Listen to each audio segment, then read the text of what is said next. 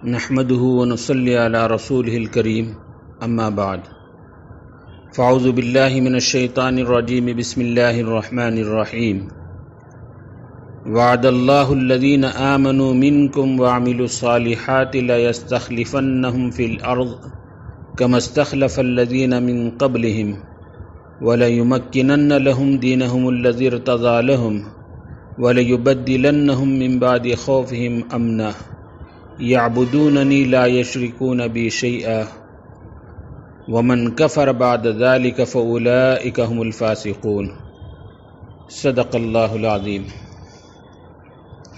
میرے محترم بزرگوں، عزیز دوستوں اور بھائیوں،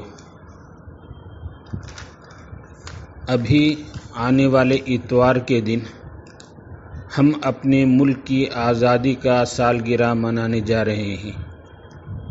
اس وقت ہمیں آزادی ملے ہوئے تقریباً 75 سال گزر گئے۔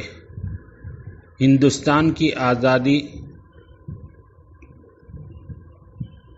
کی یہ دولت کن قربانیوں اور جاں فروشیوں کے بعد ملی، اس کی بنیاد میں کس کا خون شامل ہے، اس سلسلے میں کچھ تاریخی حقائق اور واقعات کی طرف ہم نظر ڈالیں۔ میرے دوستو، برطانوی حکومت کے مقابلے میں جنہوں نے اپنی جانوں کا نذرانہ پیش کیا، پھانسی کے پھندوں کو چوما اور سینوں پر گولیاں کھا کر شہیدان قوم و ملت کی فہرست میں اپنا نام سنہرے حروف سے نقش کرایا، اور اب وہ مسافر جو اس کفن بردار قافلے میں سر راہ آ کر شامل ہو گئے تھے، ان کو قافلے کی قیادت کا تاج پہنا دیا گیا۔ آج اپنی علماء کی مخلصانہ قربانیوں کو ملک کی تاریخ سے حرف غلط کی طرح مٹا دیا گیا۔ اسکول کے نصاب اور کتابوں میں جن چند ناموں کو رٹا دیا گیا جو بعد میں ہندوستان کی آزادی میں شامل ہوئے تھے، نئی نسل کے لوگ صرف انہی کو ملک کا نجات دہندہ سمجھتے ہیں، اور ان گنے چنے چند ناموں کے علاوہ کسی اور کے بارے میں نہ انہیں معلومات ہیں اور نہ ہی انہیں واقفیت حاصل کرنے کا جذبہ۔ ہمیں دوسروں پر نہ زیادہ افسوس نہ ان سے گلا، مگر خود ہمارے اپنے اسلاف کے ساتھ کیا معاملہ ہے، ہمارا رشتہ اپنے شاندار ماضی سے کتنا مضبوط ہے، یہ سوچنے کی بات ہے۔ آج کل مسلم اسکولوں میں بھی آزادی کے نام پر جو پروگرامات کیے جاتے ہیں، ان میں وہی تاریخ دہرائی جاتی ہے۔ اب ہمارے علماء کی خدمات اور قربانیوں کو یکسر فراموش کر دیا جاتا ہے، حالانکہ ہمارے اکابر و اسلاف نے اس ملک کی قسمت کو جگانے اور آزاد کرانے میں جتنا خون بہایا ہے، اتنا پسینہ بھی دوسری قوموں نے مل کر نہیں بہایا۔ آج ہمیں اپنی نسل کو یہ بتانا ہے۔ اس سے متعلق کچھ مختصر تاریخی حقائق آپ کے سامنے میں پیش کروں۔ سن 1608 میں برطانوی سے ایسٹ انڈیا کمپنی کے نام پر ایک تجارتی وفد واسکو ڈی گاما کے ذریعے ہندوستان آیا اور اس تجارت کے بہانے سے ہمارے ملک میں مضبوط پنجہ جما دیا۔ بمبئی، مدراس اور کلکتہ پر فوجی چھاونیاں قائم کر کے چھوٹی چھوٹی حکومت کو ختم کر دیا۔ بنگال کے سراج الدولہ اور میسور کے شیر ٹیپو سلطان شہید رحمۃ اللہ علیہ کو بعض اپنوں کی غداری کی وجہ سے شہید کر دیا گیا۔ اس کی مستقل تاریخ ہے۔ اس کے بعد سن 1803 عیسوی میں لال قلعہ پر انگریزوں نے قبضہ کر لیا، ہندوستانیوں کو اپنا غلام بنا لیا اور لال قلعہ سے یہ اعلان جاری کیا، خلق خدا کی، ملک بادشاہ سلامت کا اور حکم کمپنی بہادر کا۔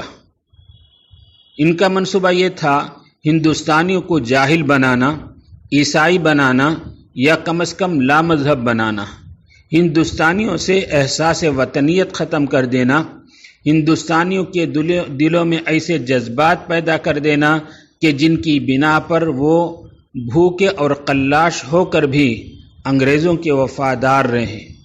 ہندوستانیوں کو ایک دوسرے سے اتنا خائف کرا دینا مقصود تھا کہ وہ انگریز کے وجود کو اپنی سلامتی تصور کرے۔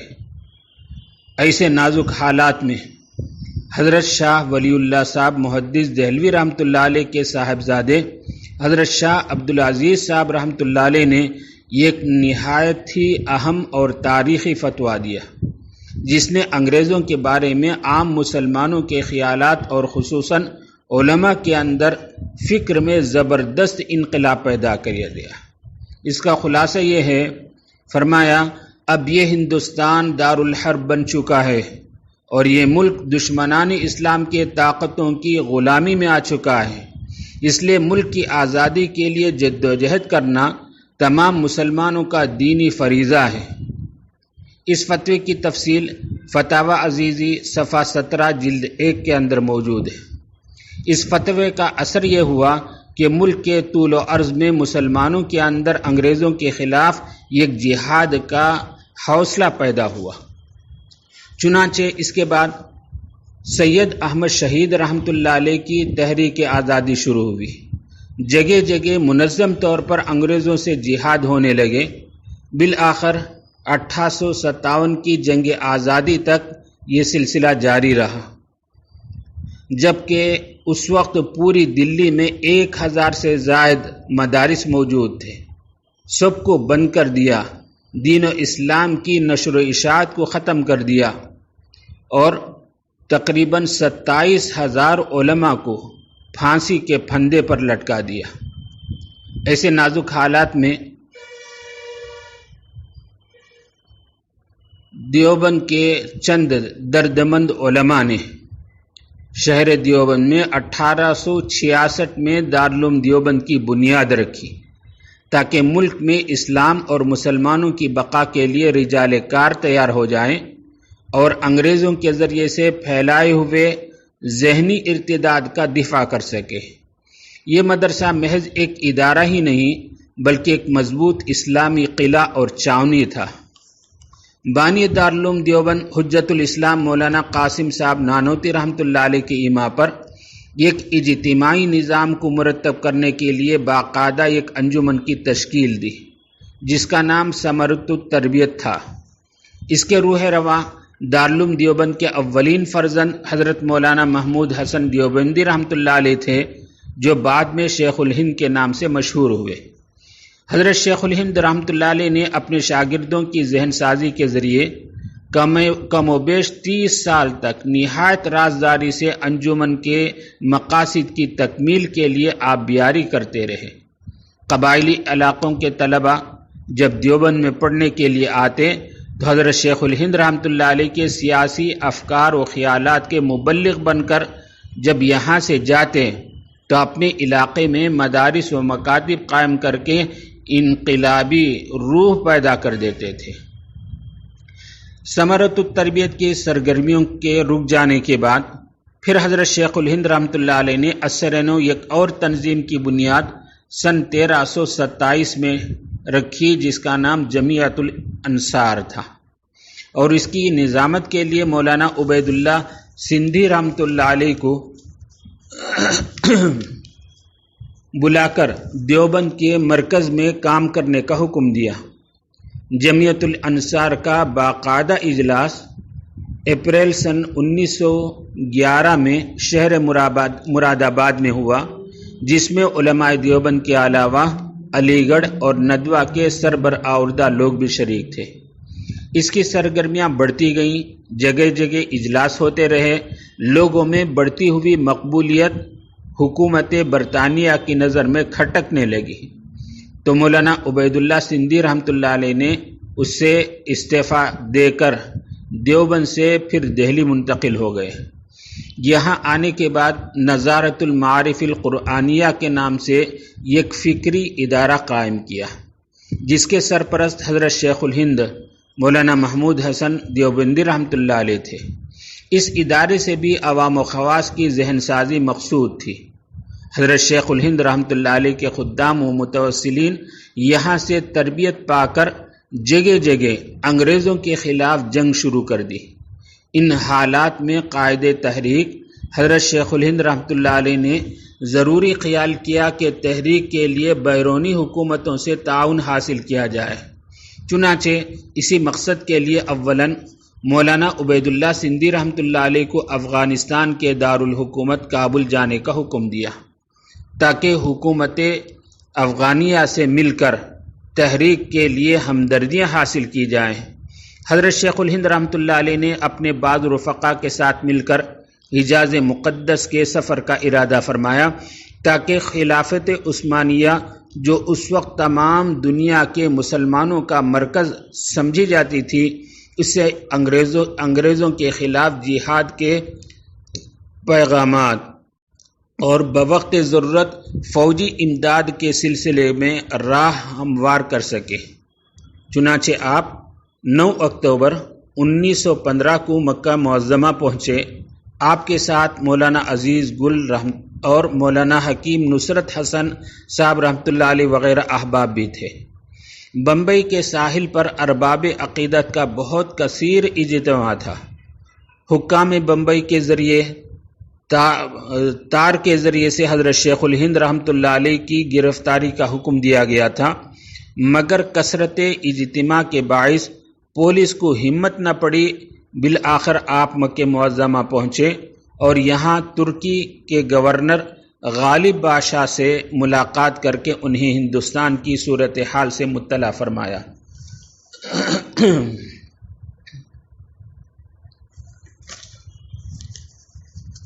یہ حالات سن کر غالب بادشاہ نے اپنی طرف سے مسلمانان ہند کے نام یہ پیغام حضرت شیخ الہند کے حوالے کیا، جس میں غالب بادشاہ نے ہندوستانی مسلمانوں کو جھنجھوڑ کر للکار کر لکھا، اے مسلمان، اپنی ذلت و خواری پر، اپنی غلامی پر راضی نہ رہو، بلا شبہ آزادی، کامیابی، فتح تمہارے ساتھ ہے۔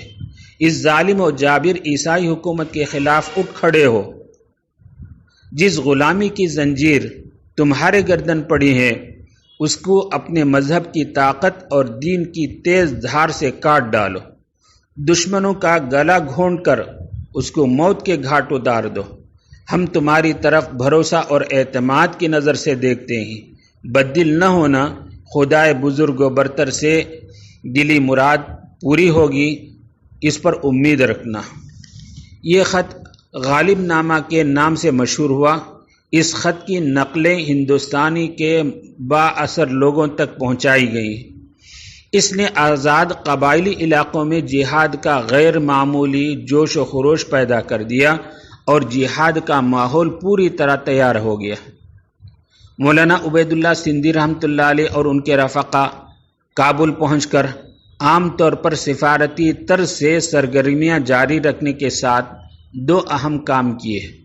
یہ کہ ہندوستان کی جلاوطن حکومت، جس کا صدر مہاراجا پرتاپ سنگھ تھا، ان کے ساتھ مل کر مولانا سندھی وزیر بنے اور وہاں کام شروع کیا۔ دوسرا کام، جنود ربانیہ کے نام سے ایک جماعت تشکیل دی گئی، جس کا اصل مرکز مدینہ منورہ اور سالار اعظم حضرت شیخ الہند رحمۃ اللہ علیہ تھے۔ پھر دوسری طرف حجاز میں ترکی حکومت کے گورنر غالب پاشا نے مجاہدین کی حمایت اور نصرت کا وعدہ کیا تھا، لیکن بعد میں انگریزوں کی سازش سے شریف مکہ نے ترکی حکومت سے بغاوت کر دی تو جنگ کا نقشہ بدلنے لگا۔ عرب علاقوں میں ترکوں کو سخت ناکامی کا منہ دیکھنا پڑا اور حالات دیگر کو ہوتے گئے۔ جس شیر طاقت خلافت عثمانیہ اور اس کے اتحادیوں پر بھروسہ کیا گیا، جب وہی ناکام ہو گئی تو اب تحریک شیخ الہند کے کامیاب ہونے کے راستے بھی مسدود ہو گئے۔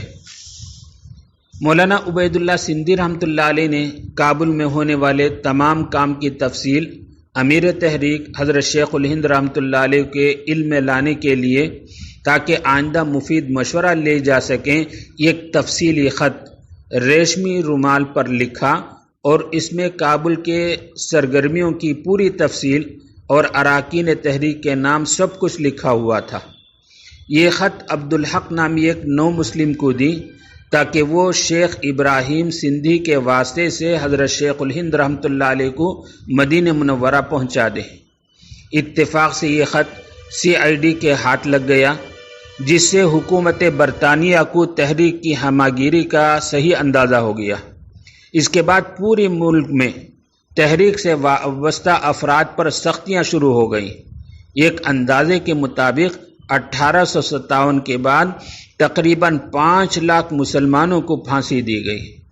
اس وقت حضرت شیخ الہند رحمۃ اللہ علیہ طائف میں تھے تاکہ غالب بادشاہ سے مل کر کچھ مدد حاصل کر سکیں۔ یہاں پہنچنے کے بعد شریف مکہ نے بغاوت شروع کر دی۔ اس کی وجہ سے آپ تقریباً 2.5 ماہ تک طائف میں قیام کیے۔ آخر کار حج کا زمانہ قریب آ گیا اور حج کرنے کے بعد مکے سے نکلنے کے لیے سفر کی تیاری شروع کی تھی تو شریف مکہ نے برطانیہ حکومت کے معتمد کرنل ولسن کے کہنے پر حضرت شیخ الہند اور ان کے رفقا کی گرفتاریوں کا آرڈر جاری کر دیا۔ یہاں سے سب سے پہلے حضرت شیخ الاسلام حضرت مولانا حسین احمد مدنی رحمۃ اللہ علیہ کو مکہ مکرمہ سے گرفتار کر دیا گیا۔ حضرت شیخ الہند رحمۃ اللہ علیہ یہاں روپوش ہو گئے تھے۔ شریف مکہ کی پولیس نے کافی تلاش و جستجو کی لیکن آپ ہاتھ نہ آئے تو شریف مکہ نے یہ حکم دیا کہ شام تک اگر مولانا سامنے نہ آئے تو مولانا کے دونوں ساتھی مولانا عزیز گل اور حکیم نصرت حسین کو گولی مار کر ختم کر دی جائے۔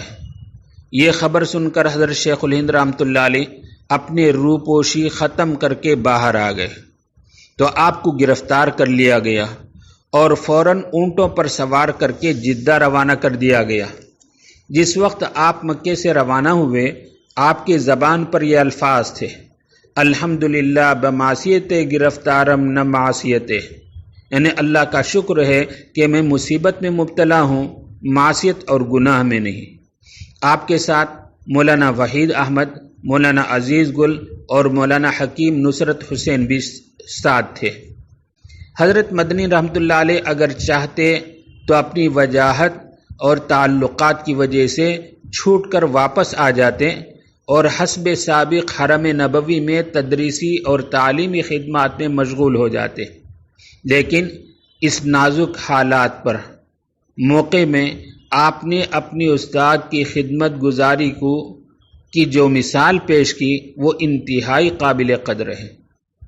آپ کو جب معلوم ہوا کہ حضرت شیخ الہند گرفتار ہو کر جدہ پہنچ گئے تو آپ نے قید خانے ہی سے بات شروع کر دی اور شیخ الہند کے پاس جدہ پہنچ گئے۔ جدہ سے 12 جنوری سن 1917 کو آپ حضرات دخانی کشتی پر سوار ہو کر مصر کے لیے روانہ کیے گئے۔ یہاں شہر جیزہ کے سیاسی قید خانے میں آپ کو لے جایا گیا۔ یہاں ابتداً تمام افراد کو فردن بہت سختی کے ساتھ تفتیش کی گئی، لیکن اللہ کا فضل کہ سب الگ الگ ہونے کے باوجود سب نے تقریباً یکساں جوابات دیے۔ بیان لکھنے والا آفیسر بار بار کہتا تھا کہ تم لوگوں کی نسبت ہمارے کاغذات میں تو پھانسی کی باتیں ہیں مگر تم اقرار نہیں کرتے۔ تقریباً 1 ہفتہ سب ساتھی الگ الگ رہے۔ حضرت مدنی رحمۃ اللہ علیہ فرماتے ہیں کہ پوری مدت اسارت میں یہی 7-8 دن ہم پر سخت گزرے، اور وجہ یہ تھی کہ ایک ساتھی کو دوسرے ساتھی کی خبر نہیں اور پھانسی کا اندیشہ تھا۔ یہاں تقریباً 1 ماہ قیام کے بعد 16 جنوری سن 1917 کو حضرت شیخ الہند اور ان کے رفقا کو جیزہ سے مالٹا لے جایا گیا۔ شیخ الہند رحمۃ اللہ علیہ اس قید کو غنیمت جان کر تفسیر لکھنے کا کام وہاں شروع کیے۔ اکثر اوقات ذکر و اذکار، اوراد و وظائف، مراقبہ و استغراق میں گزرتا تھا۔ حضرت مدنی رحمۃ اللہ علیہ نے قرآن پاک کو حفظ کیا، ترکی زبان سیکھی اور باطنی مقامات کی تکمیل کی۔ اس قید خانے میں حضرت شیخ الہند کو اور آپ کے رفقا کو طرح طرح کی تکلیفیں دی جاتی تھیں۔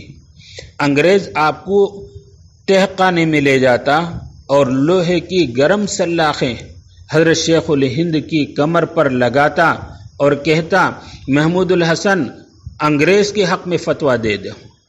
شیخ الہند رحمۃ اللہ علیہ جب جوش میں آتے تو فرماتے انگریز میرا جسم پگھل سکتا ہے، میں بلال کا وارث ہوں، میری چمڑی ادھڑ سکتی ہے، میں تیرے حق میں فتویٰ نہیں دے سکتا۔ آخر کار 3 سال اور 1 ماہ مالٹا کے قید خانے میں گزار کر 20 مارچ سن 1920 عیسوی کو مالٹا سے رہائی ملی۔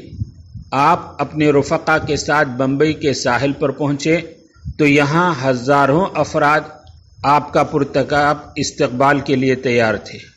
مولانا آزاد، مہاتما گاندھی، مولانا عبدالباری فرنگی محلی وغیرہ حضرات بڑے قائدین جمع تھے۔ یہاں پھر سے آزادی کی ایک نئی سیاسی سرگرمیاں شروع ہو گئی۔ سن 1919 پہلا سال ہے جس میں پرامن طور پر آزادی کے لیے جدوجہد کا آغاز ہوا۔ اسی سال مسلمانوں کی رہنمائی کے لیے جمعیت علماء ہند کا قیام ہوا۔ اس کا پہلا اجلاس امرتسر میں مولانا عبدالباری فرنگی محلی کے زیر صدارت منعقد ہوا۔ اس کے ساتھ وطنی مطالبات کے لیے انڈین نیشنل کانگریس کا قیام عمل میں آیا۔ جمعیت علماء ہند کا دوسرا اجلاس اکتوبر سن 1920 میں حضرت شیخ الہند رحمۃ اللہ علیہ کی صدارت میں دہلی میں منعقد ہوا۔ سب سے پہلے آزادی کامل کا نعرہ جمعیت علماء ہند نے بلند کیا۔ اس سے پہلے محض جزوی آزادی کے مطالبات کیے جاتے تھے۔ جولائی سن 1920 میں حضرت شیخ الہند رحمۃ اللہ علیہ نے انگریزوں سے ترک موالات یعنی مکمل بائیکاٹ کا فتویٰ دیا، جس کو جمعیت علماء ہند نے 474 علماء کی دستخطوں کے ساتھ شائع کیا۔ آخر جمعیت علماء ہند اور کانگریس کے مل کر متحدہ پلیٹ فارم سے پرامن طور پر آزادی کی تحریک چلائی گئی۔ آخر کار انگریز کو ہندوستان چھوڑنے پر مجبور کیا گیا۔ آخر سن 1947 کو یہ ملک آزاد ہوا۔ گورنر جنرل لارڈ ماؤنٹ بیٹن نے ملک کو 2 حصوں میں تقسیم کیا۔ 14 اگست 1947 کو پاکستان کی آزادی اور 14 اور 15 اگست کے درمیانی رات میں ہندوستان کی آزادی کا باقاعدہ اعلان ہوا۔ 90 سال کی بدترین غلامی کے بعد یہ آزادی خوشی و مسرت کا سبب تھی۔ ایک دن خوب خوشیاں منائی گئی، لیکن پھر دوسرے دن ہندو مسلمان فساد شروع ہو گیا۔ دلی، پنجاب وغیرہ علاقوں میں ہزاروں مسلمانوں کی خون کی ندیاں بہنے لگی۔ یہ وہ مختصر تاریخی حقائق ہیں ہندوستان کی آزادی سے متعلق کہ جن کو حرف غلط کی طرح ہندوستان کی تاریخ سے مٹا دیا گیا۔ ہمیں اپنے نوجوان نسل کو سنانے کی ضرورت ہے کہ جس کی وجہ سے ان کے اندر یہ احساس پیدا ہو، حوصلہ پیدا ہو، ہم ہندوستان کے وفادار ہیں۔ ہندوستان کے آزادی میں ہمارے اکابر کا ایک بڑا حصہ ہے۔ موجودہ حکومت سے ہم دب کر نہیں بلکہ ہمارا حق ہم اصول کر کے رہیں گے جو آزادی کا حق ہے۔ جی اللہ تبارک و تعالی ہمیں اکابر و اسلاف کے نقش قدم پر چلنے کی توفیق سے نوازیں، اور ان اکابر و اسلاف کی جو قربانیاں تھیں اللہ تبارک و تعالی ان کو اپنے شان انہیں جزائے خیر نصیب فرمائیں۔